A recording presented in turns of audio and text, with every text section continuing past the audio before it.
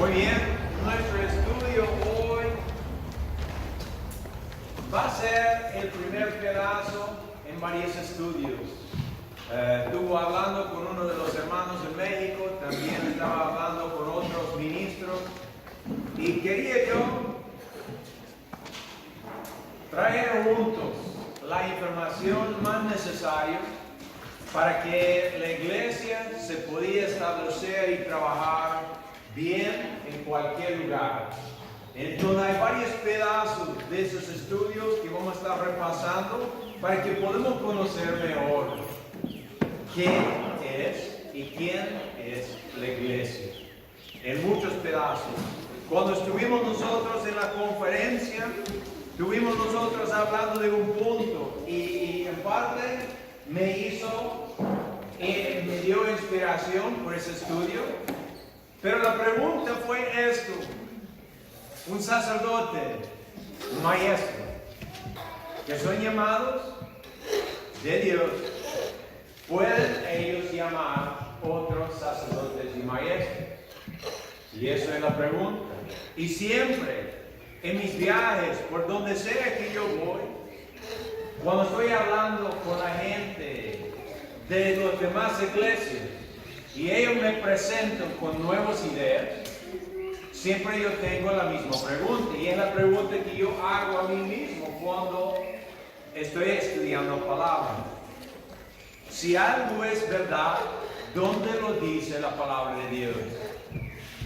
Entonces, vamos a estar repasando varias cosas. Hoy nuestro estudio no va a contestar la pregunta de los sacerdotes y maestros, pero nos va a empezar desarrollando una imagen de qué es la iglesia. Bien, si comparamos la iglesia como un fruto, y tú vas al mercado y hay 1000 diferentes frutos, la esperanza es que tú vas a poder escoger el fruto que es la iglesia de Cristo, que no va a ser tan difícil. Entonces, empezamos hoy con esa pregunta: ¿qué y quién es la iglesia? Aquí tenemos este punto amarillo: Cristo, la iglesia. Porque siempre el enfoque de todo viene reduciendo en Cristo. Entonces, imaginamos un momento una rueda, un llanta, el centro es Cristo.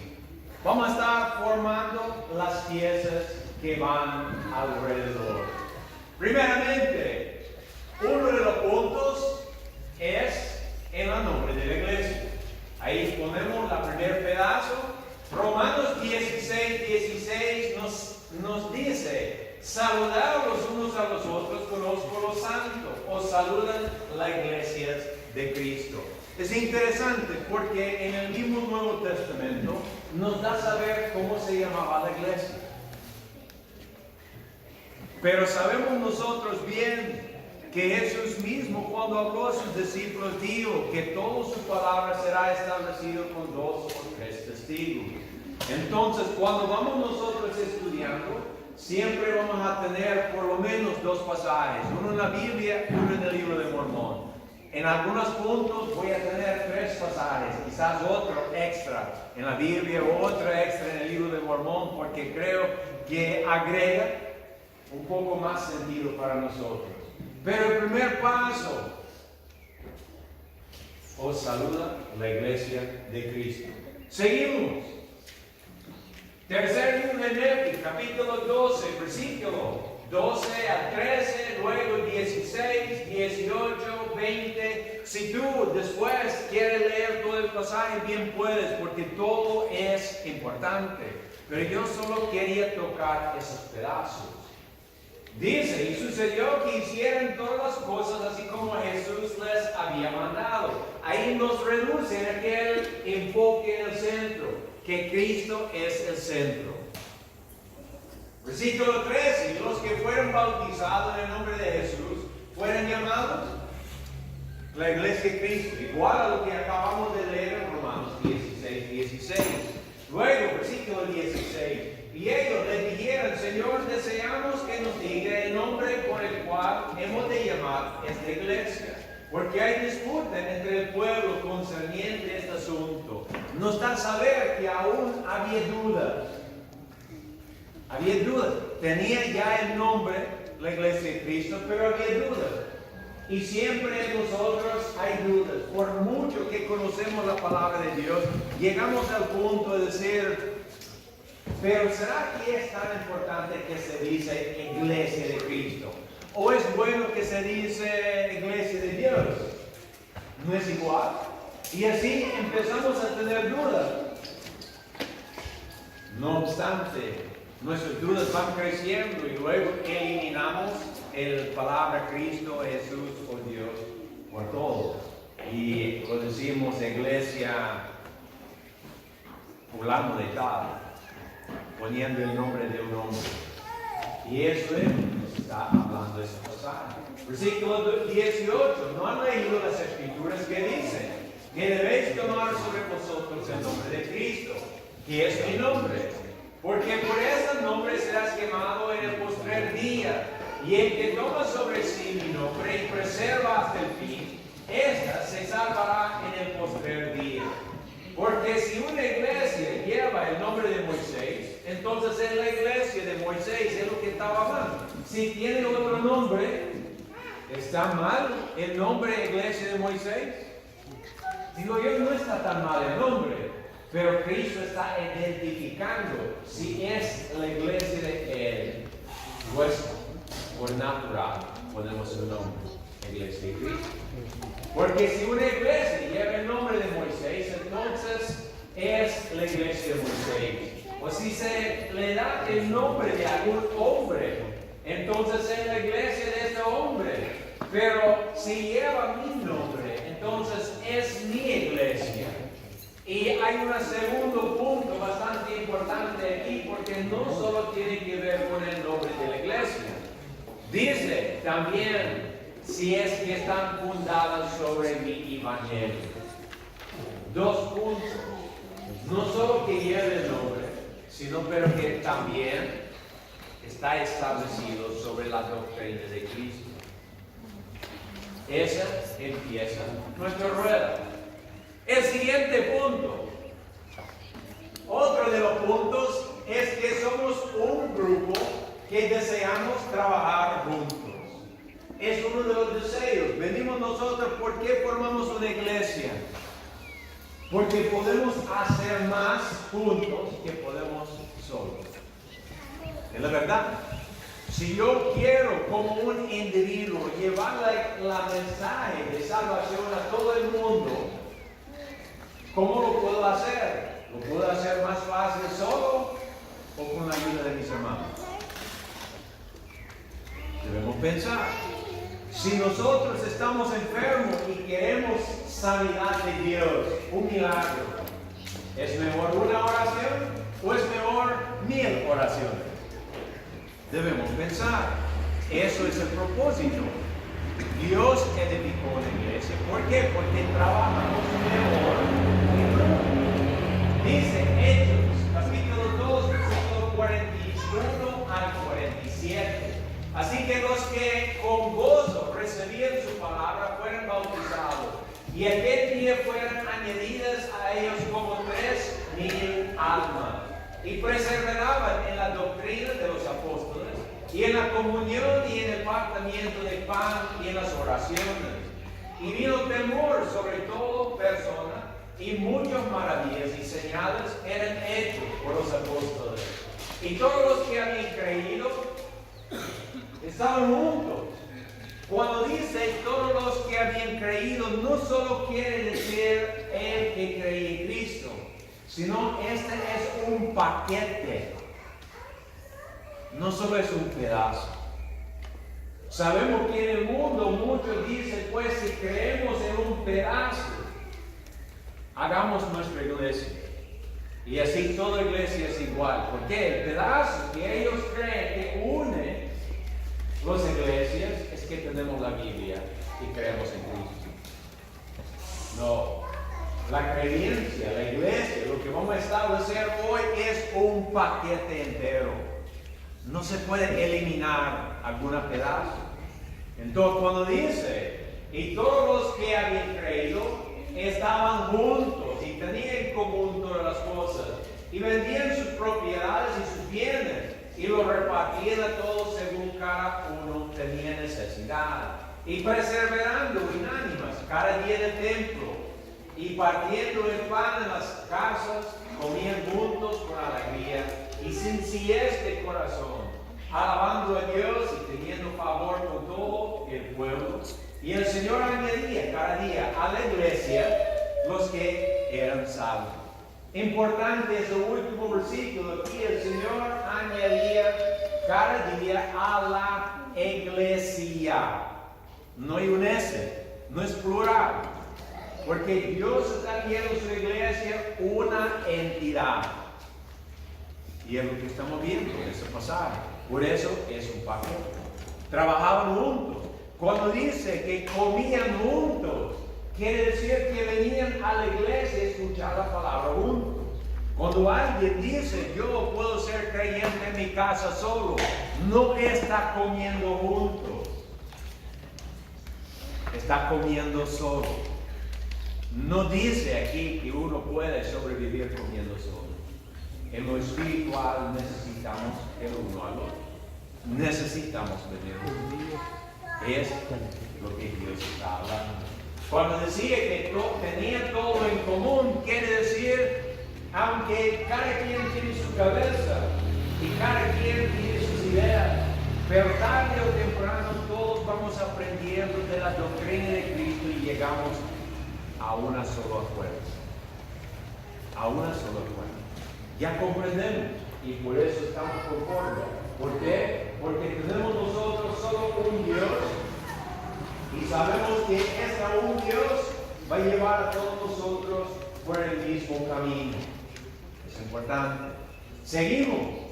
Mosías capítulo 9, versículo 39 a 41. Dice, y ya que deseéis entrar en el reino de Dios y ser llamados su pueblo, y estáis dispuestos a llevar las cargas los unos de los otros para que sean ligeras. Sí, y estáis dispuestos a llorar con los que lloran. Sí, y a consolar a los que necesitan de consuelo. Y ser testigos de Dios en todo tiempo, y en todas las cosas, y en todo lugar en que estuvieses, aún hasta la muerte, para que seas redimidos por Dios, seas contadas con los de la primera resurrección, para que tengáis vida eterna. Os digo ahora, si este es el deseo de vuestro corazón, que os impidéis ser bautizados en el nombre del Señor, como testimonio ante Él, de que habéis hecho un convenio con Él, de que le serviréis y guardaréis sus mandamientos, para que Él derramaré su Espíritu más abundantemente sobre vosotros. Me encantan esas palabras porque Él está estableciendo un deseo. El deseo es trabajar juntos. Yo quiero ayudar a mi prójimo. Yo quiero ayudar a mi familia. Yo quiero tener una mejor comunidad. ¿Qué hacemos? Unimos nuestras fuerzas. Unimos nuestras capacidades. Si cada quien está poniendo una lempira en la canasta, tarde o temprano se agrega y se hace mucho. Y bien podemos ayudar a muchas personas con muchos problemas. Es lo que Dios está pidiendo.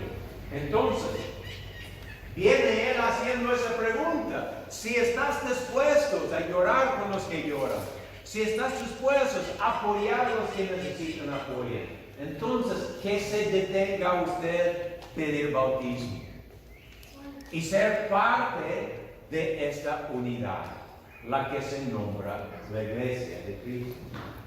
Porque dijo Él, cuando bautizamos, dijo el versículo 41, estamos haciendo un testimonio ante Dios y ante nuestros hermanos que estamos dispuestos a ser parte de la familia.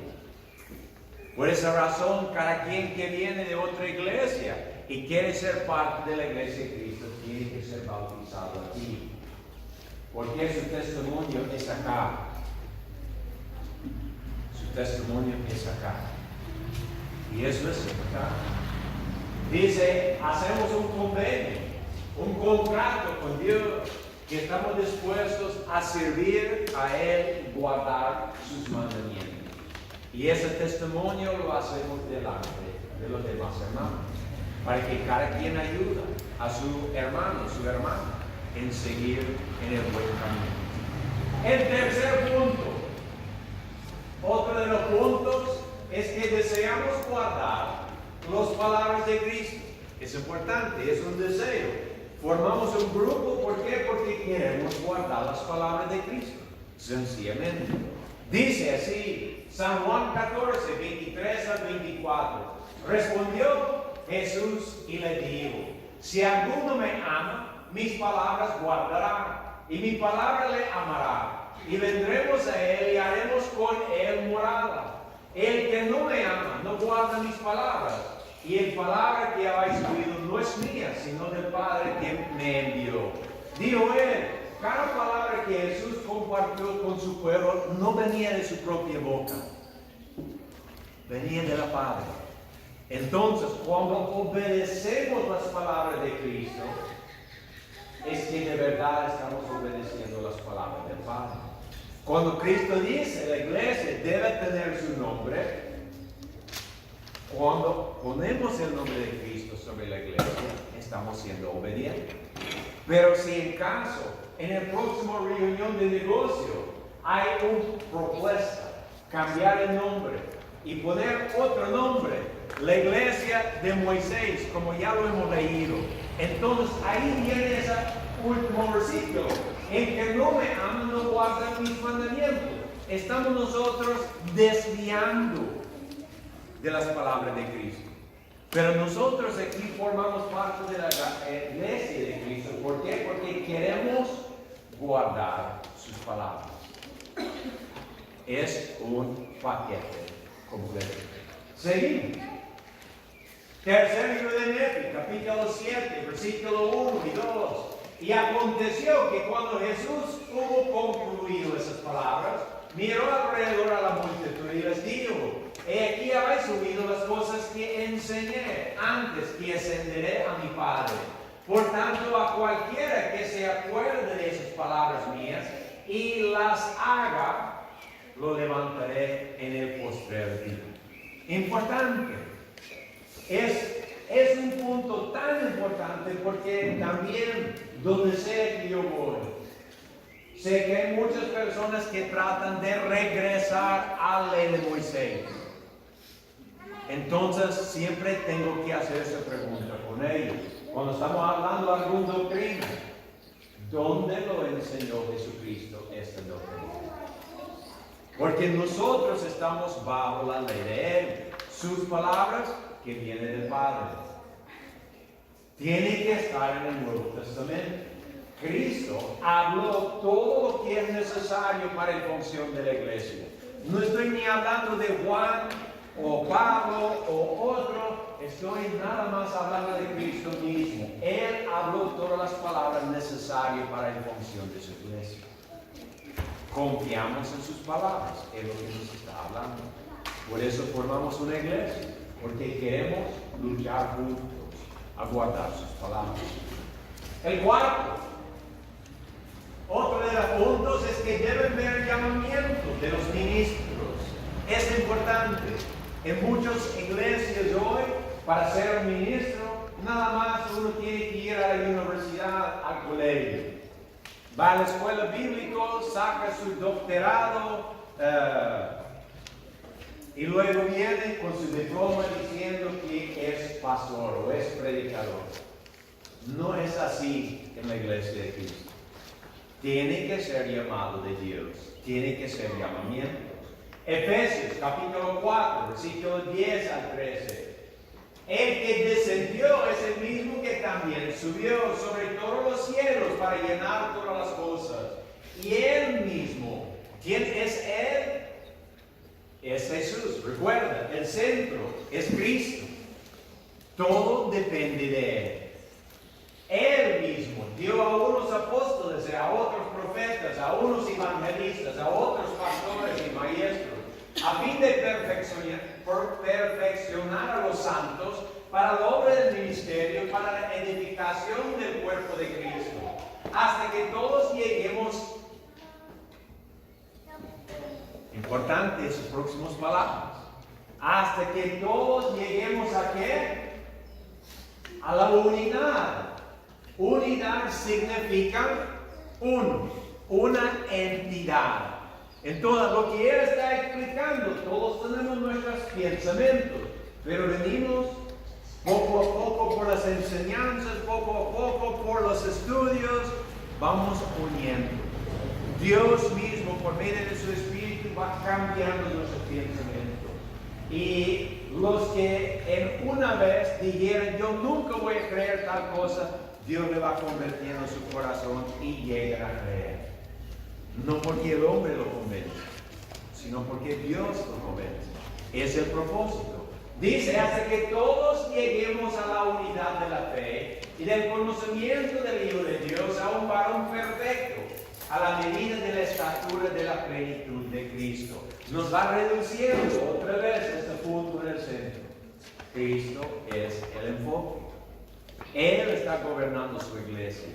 Y si yo quiero seguir a Cristo, ¿qué quiero hacer?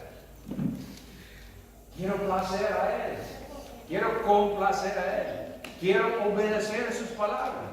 Porque lo amo a Él. Entonces, poco a poco, voy cambiando mi mentalidad por razón de la palabra y buscando conformar a lo que Cristo estableció. Y eso es lo que nos une. Ese es lo que nos trae juntos, como dice el versículo 12, es lo que perfecciona a los santos. Hebreos capítulo 5, versículo 4, dice, y nadie toma para sí esta honra, sino el que es llamado de Dios como lo fue Aarón. Nadie puede por sí mismo decidir, yo voy a ser predicador. El hombre que decide por sí mismo que va a ser predicador es puesto por hombre. No es parte de la entidad que Cristo estableció. Porque en la iglesia que Cristo estableció, los ministros tienen que ser puestos por llamamiento. Por eso también muchos que vienen de otras iglesias necesitan todavía bautismo. Aunque tal vez eran bautizados en otro lado. Porque el que lo bautizó en otro lado no era llamado, era puesto por hombre. Y para que el bautismo sea legítimo, tiene que ser por un ministro llamado de parte de Dios. En el libro de Mormón, Mormoní 3:3, y de ese modo ordenaban sacerdotes y maestros según los dones y llamamientos de Dios a los hombres. Y los ordenaba por el poder del Espíritu Santo que había en ellos. Podemos ver todas las piezas aquí. Es el Espíritu Santo que va trabajando. Es el Espíritu Santo que va dando a conocer la voluntad de Dios. Por medio de dones y llamamientos de Dios a los hombres. Entonces, viene Dios y Dios por medio del Espíritu Santo hace saber, aparta a fulano para tal ministerio. Luego, entre la iglesia mismo hay testigos. Sí, yo he tenido una visión, un sueño. Dios me dio a conocer que fulano sí estaba llamado a tal puesto. Esa es la manera que funciona Dios. Así para que haya llamamiento en la iglesia. Seguimos. El quinto punto. Otro de los puntos es que deben tener apóstoles. Hay muchos puestos en el ministerio de Dios, pero únicamente aquí estoy enfocando en esa una sola carga. Apóstoles. ¿Por qué? Porque es el puesto que la mayoría de la iglesia hoy rechaza. Dice ellos que solo había 12. Los primeros 12 llamados en el Nuevo Testamento. Pero la verdad es que en el Nuevo Testamento hubo mucho más que 12 llamados. Tenemos que ignorar que Pablo también fue un apóstol. Tenemos que ignorar que otros también fueron llamados apóstoles. Pero Dios estableció el puesto en su iglesia de apóstol. Es importante. 1 Corintios 12, 28 al 31. Y a unos puso Dios en la iglesia, primeramente apóstoles, los segundos profetas, los terceros maestros y luego milagros. Después dones de sanidades, ayudas, gobernaciones, diversidades de lenguas. ¿Son todos apóstoles? ¿Son todos profetas? ¿Todos maestros? ¿Hacen todos milagros? ¿Tienen todos dones de sanidad? ¿Todos hablan lenguas? ¿Interpretan todos? Procurad vuestros dones mejores, mas yo os muestro conmigo aún más excelente. Aquí Pablo está hablando en la iglesia que Cristo estableció. Él estableció esos órdenes. No fue los apóstoles que establecieron esas órdenes, sino fue Cristo, porque es su iglesia. Entonces, si la iglesia es de Él, va a tener esas órdenes. Si no tiene esas cosas, no es iglesia de Cristo. Vuelvo a decir, es un paquete que viene junto. Necesitamos poder saber cómo es. Si yo soy una persona que no sé nada de religión y yo vengo a una comunidad donde hay 3,000 iglesias, debe ser posible por medio de la palabra de Dios mismo distinguir cuál de todas las iglesias es el verdadero, es lo que estamos realizando. Porque sí hay puntos que nos establecen cuál es una iglesia verdadera. Seguimos. Moroni capítulo 2, versículo 1 al 3. Las palabras de Cristo a los 12 apóstoles, a los 12 discípulos nefitas, referente a la comunicación del Espíritu Santo.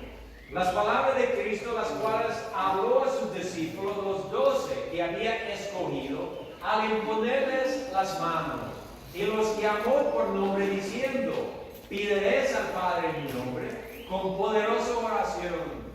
Y después que hayas hecho esto, tendréis poder para que a aquel a quien impongáis las manos, les confideréis el Espíritu Santo. Y en mi nombre lo confideréis, porque así lo hacen mis apóstoles. Y Cristo les habló esas palabras al tiempo de su primera aparición. Y la multitud no los oyó, mas los discípulos sí las oyeron. Y sobre todo aquellos a los que impusieron las manos, descendió el Espíritu Santo.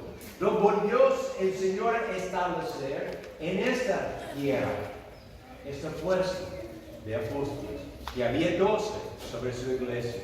Como que en aquel tiempo había 12 apóstoles, el Señor no lo nombró aquí la gente apóstoles, sino lo usó la palabra discípulos, pero tenían el mismo cargo. Nada más los 2 pedazos eran separados porque todavía no había aviones como hoy, no había comunicación entre los 2 lados. Pero al llegar la comunicación, hoy Dios solo tiene 12 apóstoles en todo el mundo. Así lo establece. Es importante. Seguimos. El 6º punto. Otro de los puntos es que deben existir los dones del Espíritu Santo. Si en la iglesia que Cristo estableció, deben ver las obras del Espíritu Santo. Aquí dice 1 Corintios 12, versículo 4 al 10. Ahora bien, hay diversidades de dones, pero el mismo Espíritu es. Hay diversidad de ministerios, pero el mismo Señor es. Hay diversidades de operaciones, pero es el mismo Dios el que hace todas las cosas en todo. Pero a cada uno le es dado manifestación del Espíritu para provecho.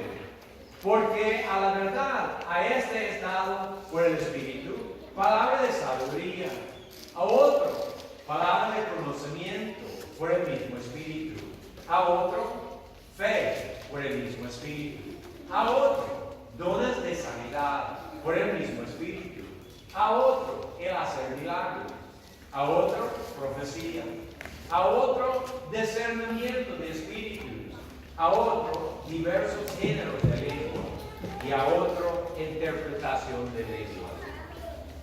Como estos son dones de Dios, dice la palabra que Dios lo da a su iglesia conforme a lo que Él quiere, según la necesidad de la iglesia.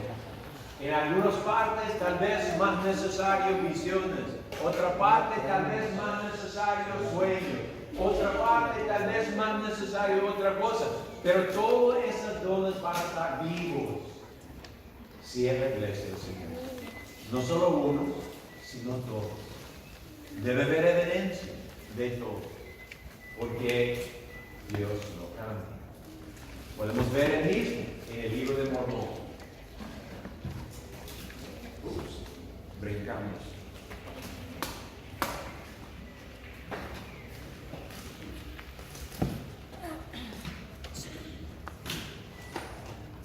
Pues pensaba que tenía otro ahí. Bueno, otro punto que se debe hacer es la presentación de los niños. San Mateo 19, 13 al 15. Dice, entonces les fueron presentados unos niños para que pusiese las manos sobre ellos y orase. Y los discípulos le reprendieron. Pero Jesús dijo, dejad a los niños venir a mí y no se les impidáis, porque de los tales es el reino de los cielos. Y habiendo puesto sus manos sobre ellos, partió de ahí. No podemos mirar aquí, el Señor estableció en su iglesia la presentación de los niños. No bautizamos los niños, no hacemos otras cosas, sino los niños vienen, lo presentan a los ministros y están presentados a Dios. Es una parte del trabajo de la iglesia. Y aquí podemos ver en el tercer libro de Nefi, capítulo 8, versículo 23 al 24. Y cuando hubo dicho estas palabras, lloró, y la multitud dio testimonio de ello. Y tomó a sus niños pequeños, uno por uno, y los bendijo, y rogó al Padre por ellos. Y cuando hubo hecho esto, lloró de nuevo, y habló a la multitud, y les dijo, mirad a vuestros pequeñitos. Lo podemos ver aquí otra vez en este tierra, el Señor tomó uno por uno los niños, y le dio una bendición a ellos, lo presentó a Dios, y es otro pedazo de lo que Dios estableció en su iglesia. Seguimos. Otro de los puntos es que terminó el pecado de Adán con Cristo. Es un punto bastante importante y un punto que casi somos singular como iglesia en creer en eso. Sabemos nosotros que Adán y Eva, cuando estaban en el huerto, Dios le dio una sola regla. Hay un árbol de la cual no puedes comer. El árbol, una sola árbol. Ellos comieron del fruto. ¿Y qué pasó? Pasó el pecado sobre todo el mundo. Pero nosotros, en la iglesia, creemos, según lo que vamos a leer, cuando Cristo murió y resucitó, borró ese error de Adán. Por eso, cada niño que nace inocente y no hay necesidad de bautizar a los niños. Como lo digo, casi somos singulares en creer en esto. La mayoría de los demás cree que todavía existe el pecado de Adán. Leemos, dice Romanos capítulo 5, versículos 12 al 18. Y yo lo tengo aquí en inglés. No sé por qué lo tengo en inglés. Voy a tener que buscarlo en mi Biblia, aquí en español, para poder leerlo. Estuvo trabajando rápido hoy en la mañana.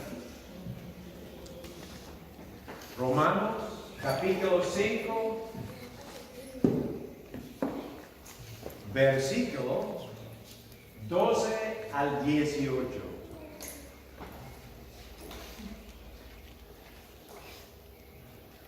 Dice así: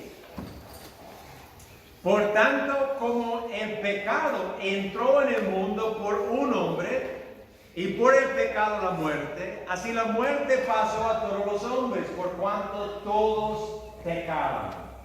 Pues antes de la ley había pecado en el mundo, pero donde no hay ley no se inculpa el pecado.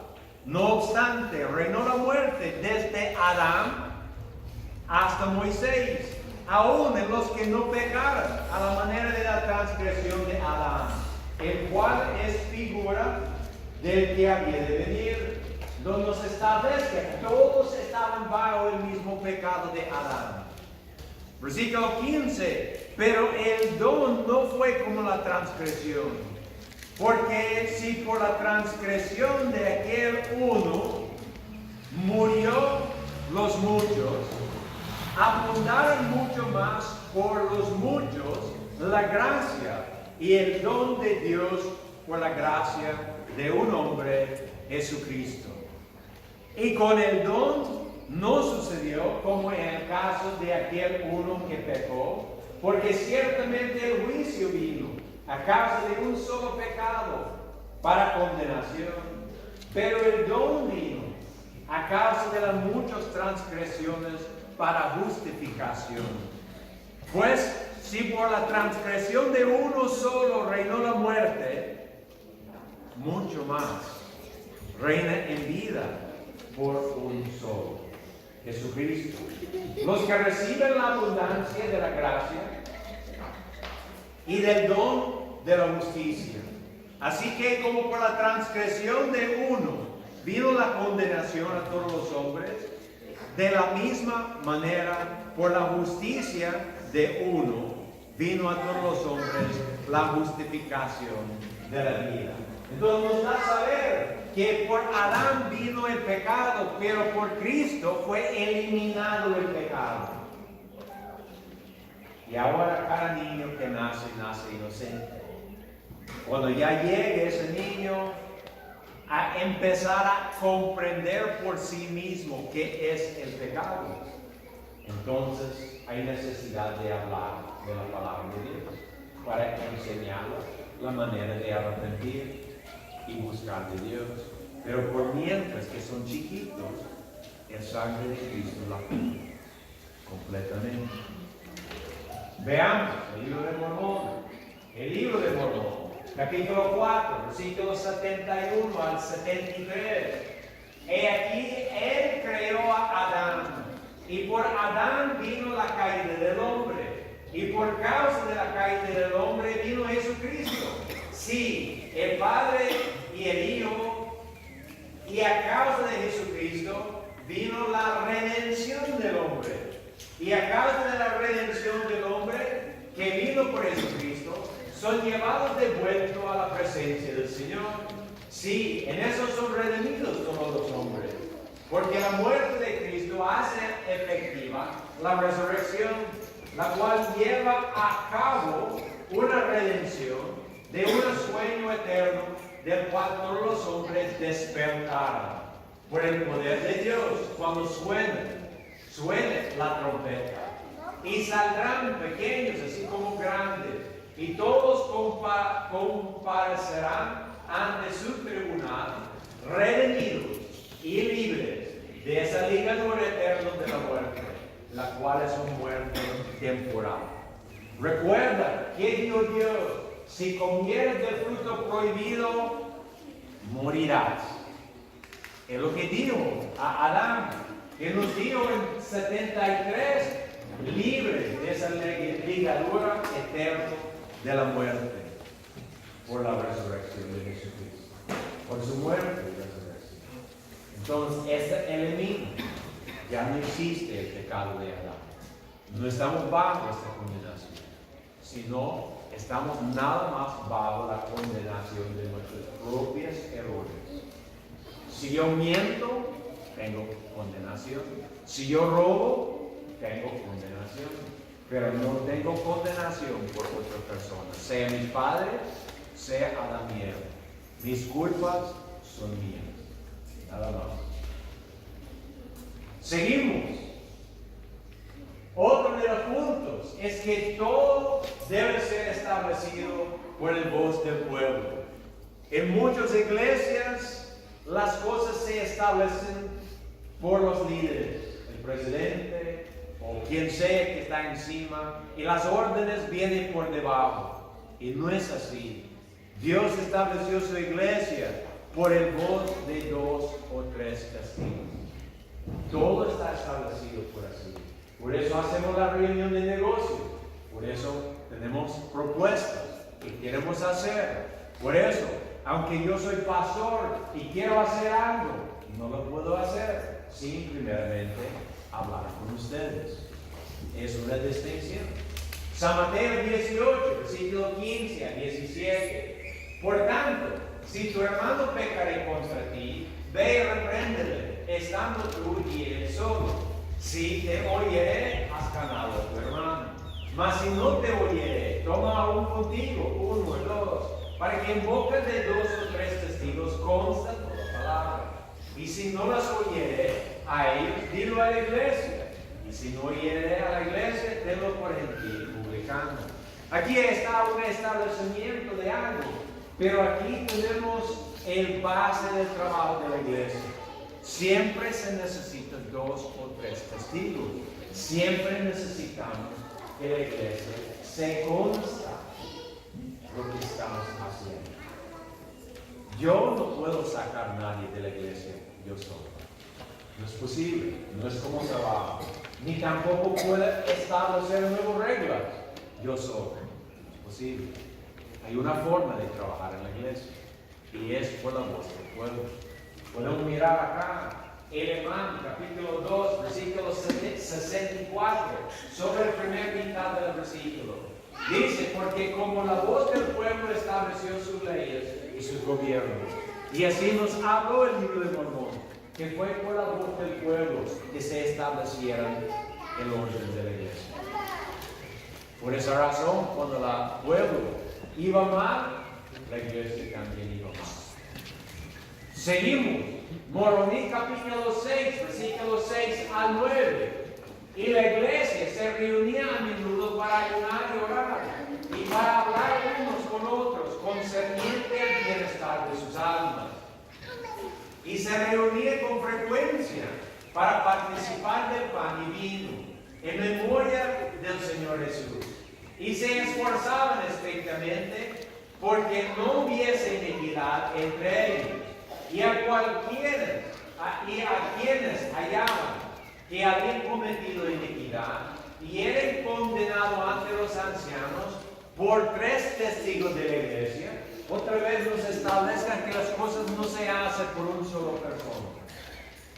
Hay reglas, y esas reglas están establecidas entre los hermanos mismos. Dice, y si no se arrepentían ni confesaban sus nombres, eran borrados y no eran contados entre el pueblo de Cristo. Mas cuántas veces se arrepentían y pedían perdón con verdadera intención, se les perdonaba. Y los de la iglesia dirigían sus reuniones de acuerdo con la manifestación del Espíritu y por el poder del Espíritu Santo, porque conforme los guiaba el poder del Espíritu Santo, bien fuese predicar o exhortar, orar, suplicar o cantar, así lo hacían. Entonces establecían sus reuniones según lo que el Espíritu Santo nos dirigió. Bien sabemos aquí en nuestro local, hace un tiempo atrás, yo lo propuse porque creía que era necesario eliminar la reunión del miércoles y establecer las reuniones de martes y jueves, porque creía que necesitamos otra reunión. ¿Es lo que está hablando? A veces hay días cuando, por ejemplo, en otros locales, tal vez un cierto día de la semana lo dedica a oración. Es por la decisión de Dios. Y lo mismo podemos hacer en cualquier lugar. En la reunión de negocio podemos decir, hermano pastor, necesitamos más oración. Por favor, pone tal día, en reunión de martes o como sea, que solo hacemos oraciones este día. Y así lo vamos a hacer. Si es que todos están conformes. Es lo que nos habla.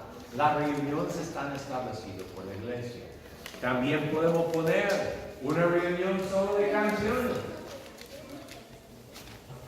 Podemos hacer lo que queremos, según lo que veamos necesario, para el ánimo, para el desarrollo, para la salud de nosotros mismos.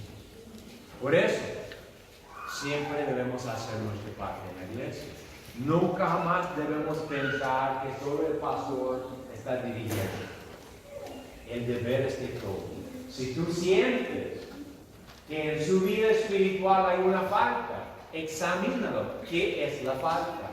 Cuando hacemos la próxima reunión de negocios, si tú ves que necesitamos otra reunión, propongo. Yo creo que necesitamos otra reunión para oración, para canciones o como sea. Es tu deber como miembro, porque la iglesia es establecida por el Dios del pueblo. No se sabe.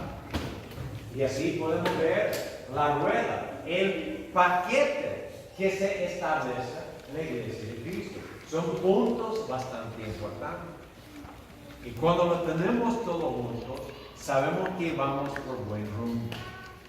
Dice así la palabra en Hebreos capítulo 8, versículos 7 al 13. Porque si aquel primer pacto hubiera sido sin falta, no se hubiera procurado lugar para el segundo. Importantes esas palabras. El primer pacto, ¿cuál era? La ley de Moisés. Entonces nos dice, si el primero fue sin error, sin defecto, hubiera quedado hasta hoy. Pero no era sin defecto. ¿Qué pasó? El Señor estableció otro pacto. Por eso hay una distinción entre el viejo y el nuevo. Aunque son parecidos y casi hablan igual, pero hay una distinción porque uno habla carnal, el segundo habla espiritual. Distinto.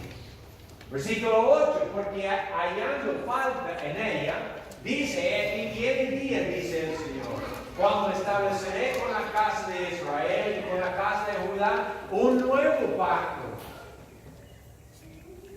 Y eso es interesante. Cuando nosotros miramos el Nuevo Testamento de la Biblia, había gente bautizada por Juan el Bautista. Cuando llegaba esta gente a la iglesia, estaban bautizados de nuevo en la iglesia. Y eso es interesante.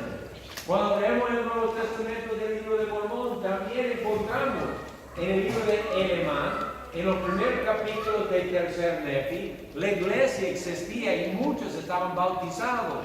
Pero cuando Cristo vino, todos estaban bautizados de nuevo. Igual a la Biblia. ¿Por qué? Porque hay dos diferentes pactos. Uno es el pacto bajo el Viejo Testamento. Uno es el pacto bajo el Nuevo Testamento. Dice, versículo 9, no como el pacto que hicieron con sus padres el día que los tomó por la mano para sacarlos de la tierra de Egipto.